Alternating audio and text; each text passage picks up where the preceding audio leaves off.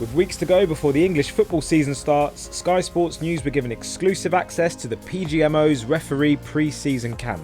The highs are really high, the lows are not so good, you know when you've made a mistake. Premier League's always evolving, it's faster, it's quicker, players are hitting ridiculously top speeds, we've got to match that. We got to know the people behind the whistle and what it takes physically and mentally to officiate at the top. When I finished refereeing, the scrutiny wasn't the same, but it took a different form really. Probably the biggest thing that's changing about the game is the pure speed of it. We spent 2 days in Alicante learning how referees, assistant refs and VAR refs are getting ready for the season. At times it seems almost like chaos. What's it like being in there? What's it like actually doing the job? Yeah, it's quite sort of opposite to what you've said really. In some respects quite a calm environment. Day 1 and a light session to begin. There'll be a mixture of physical, which mainly is going to be for the whole week. We'll do a couple of technical sessions where we'll look at intricates in regards of tactical elements and expectations of the season ahead for the referees. But mainly on the pitches, it's going to be the physical. One of the biggest things that we'll do at this time over the course of this week is one-to-ones with each referee and individual to actually see how they are, how do they feel, how they preparing themselves, and again mentally getting them in the right place and the right shape, ready for the rest of pre-season, the season to start, because that's massively important as well as physical side of things. How was the morning? Yeah, good. First morning, straight into it, easing us into it, ramping up I'm sure over the week. Every session we do at home and obviously here is analysed, covers our total volume, high intensity running, the number of sprints, accelerations, decelerations. It's a lot of data, but it helps us because when we go into games we're well prepared. First session out the way and we were told the big one was to come the next morning. But first up, classroom time and lunch. What's the link between like good nutrition and like decision making and the brain? Yeah, cognitive function is everything with regards to good carbohydrate fuelings, glucose and glycogen particularly, great hydration. Everything's going to be coming together in that moment to help them make that decision under crazy amounts of pressure. All fueled up, it's time for the gym and time to get locked in. A little bit of testing that we're going to do. Another 10 seconds please. Who won? Do we have a winner there? Me. Shut up. Warmed up, stretched up, it's time to run. What we're looking at now is some sort of max speed runs where we're hoping quite a few of the officials will be able to get up to 31, 32 kilometres an hour. Now we're chasing people like Anthony Elanga who's going 39 kilometres an hour, so we understand that, but we're trying to close that gap. You'll see sort of their start quite easy and then we'll build and build, and then the last few reps will be really difficult for them and sort of really get them working ahead of then tomorrow morning when we'll do another 6-minute all-out run test with them. We've got some sort of lower intensity days before we sort of really ramp it up tomorrow into the high intensity running, really trying to push ourselves. Players are going to move first, we've then got to follow their movements, and if we can look at how we train physically and adapt that to how the players move, so there's a lot of change of direction stuff, a lot of very short, sharp, fast movements. If we can train ourselves in the pre-season for that, that's going to give us a good base. I've just turned 43 and I'm probably the fittest I've ever been. And again, that's probably down to the extra strength and conditioning sessions we're doing. It used to be a lot of running, a lot of speed work. Now obviously looking at injury prevention stuff. Is it something that you just really enjoy? Like what's the balance in terms of enjoying it, but also it's the most watched league in the world, so I guess there must be natural nerves. Yeah, you're conscious of that before and afterwards. When you're on the pitch, you cannot think about that. And I think the highs are really high, and there's plenty of them. The lows are not so good. When you've made a mistake or something doesn't quite go to plan, it can hit you. But we're a resilient group. That's part of one of our key characteristics that we work towards, showing real resilience. We've got this developmental mindset where if things don't go to plan, we sit down, we work with our coaches, we work with management, we look to improve and learn from them, and the vast majority at this level, it's a big strength of theirs. Cameraman, on that pitch. Day 2, the big fitness test of the week, a 6-minute high velocity run. The goal is to cover as much distance as possible within that time frame. Well done, lad.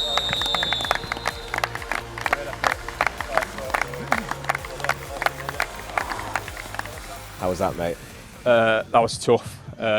Obviously coming into pre-season we put a bit of work in leading up to it, but the 6-minute max velocity test is tough no matter how much you prepare for it.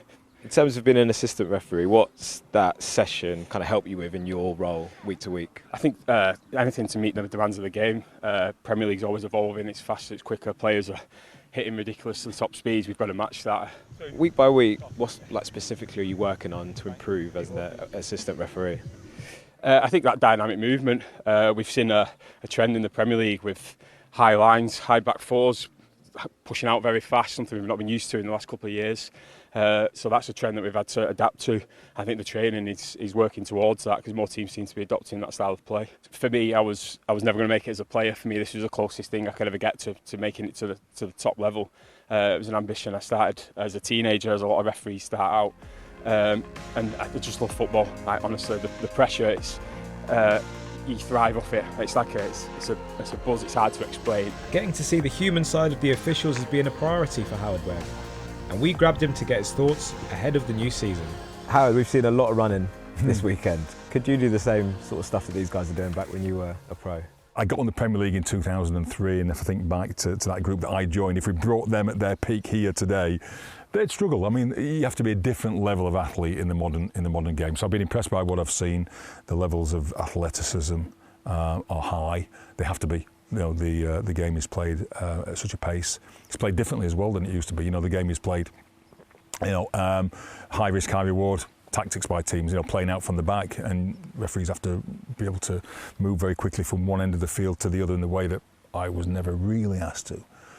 So yeah, good to see them running, and pleased that I didn't have to join in. Fundamentally, it's about the physical training, but because we're together for 5 days, we can also deliver some pretty detailed technical instructions as well, ready for the new season. There's some law changes, there's some points of emphasis. Our performance in the VAR space is important as well. Even though it's only quite a small part of what we do overall, it's only really utilised in the Premier League in a small number of cup games. And we know that people were feeling that we were taking too long, they weren't always agreeing with the outcome. So we put a lot of work last season into our VAR training, the identification of talented officials who can deliver VAR, trying to be more efficient through embedding process, and we saw errors reduced with VAR last year quite significantly, and we also saw a reduction in delays. The game's watched every year by more people, there's more scrutiny, there's more attention. How do you prepare them mentally for that? You know, social media, I guess, is a huge thing as well in terms of maybe something you didn't have to deal with as much. How much focus goes on that? That's a really good question, because that's something that we're really aware of. You're right, when I finished refereeing 11 years ago, the scrutiny wasn't the same. There was scrutiny, of course, but it took a different form, really. Now everybody's got a platform to comment, and if people don't like the decision, even if it might be one of those grey zone situations that splits opinion, if that person doesn't like that decision, they're not afraid to shout out about it, and sometimes that can be done in quite an inappropriate way as well. So in addition to ensuring the officials are guided technically and given support physically to be the best version of themselves, we absolutely know that they need to be supported from a mental health and well-being point of view, from a sports psychology point of view. Between now and the start of the season, as the officials continue their training, we'll visit the clubs, we'll speak to all of the squads, we'll talk about the law changes, we'll speak to the managers as well of Premier League and Football League clubs and those in the WSL and Women's Championship as well. We'll also ensure that we do media briefings again, so that we can get the message out there as to how we're asking the officials to officiate the game. We'll continue delivering on handball, also in relation to the law changes that people will see being applied this year. We absolutely know that if people have got information, they understand what's happening, they're much more likely to accept the decision, even if they might not necessarily agree with it, and we'll continue our focus on delivering the best possible officiating service into the new season. One of those referees likely to be visiting a club is Andy Madley, into his 13th season as a Premier League ref. How's the sort of the preparation, the pre-season, all that kind of stuff? How's that evolved since you've been full-time?